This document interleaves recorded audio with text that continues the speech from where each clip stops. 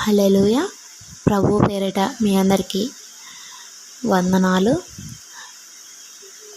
పాలను తక్కువ మంటలో పెడితే అవి పొంగటానికి చాలా సమయం పడుతుంది. అదే త్వరగా పొంగాలంటే స్టవ్ కింద మంటను పెంచాలి. మనం చేసే ప్రార్థనకు కూడా త్వరగా జవాబు మనం పొందుకోవాలనుకుంటే మనం చేసే ప్రార్థన సమయాన్ని ఇంకా ఎక్కువగా కేటాయించాలి. దేవునితో సహవాసాన్ని, దేవునితో అనుబంధాన్ని ఇంకా ఎక్కువ ఏర్పరచుకోవాలి. మనం రోజులో ఎంత సమయం దేవుడికి కేటాయిస్తున్నదని గుర్తుంచుకోవాలి.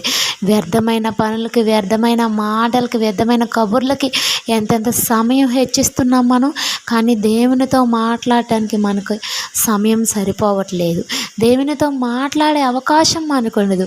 అప్పుడు మనకి ఎంతో బిజీ లైఫ్లో ఎంతో ముఖ్యమైన పనులు ఉంటాయి. దేవుని దగ్గరకు వచ్చేసరికి ఎన్నో ముఖ్యమైన పనులు, కానీ మనం అడిగేసరికి దేవుడు వెంటనే చేసేయాలి. ఎంత స్వార్థంగా ఆలోచిస్తున్నాం మనం. దేవునితో సహవాసాన్ని మనం ఎప్పుడైతే పెంచుకుంటామో, దేవునితో అనుబంధాన్ని మనం ఎప్పుడైతే పెంచుకుంటామో, ప్రియ సహోదరుడి, సహోదరుడా, దేవుడు నిన్ను నన్ను ప్రేమించి నీ కోసం నా కోసం చేతులు చాపి ఎదురు చూస్తున్నాడు. సయ్యా, స్తోత్రమయ్యా తండ్రి. మనం ఎప్పుడైతే ఆయన వైపు తిరిగి ఆయనకెళ్ళి చూస్తూ మొర్ర పెడుతూ మన బాధంతా ఒక స్నేహితుని వల్ల తనతో పంచుకుంటామో, అప్పుడు మన ప్రతి ఒక్క ప్రార్థనకి సమాధానం దయచేస్తాడు. ఆమేన్. హల్లెలూయా.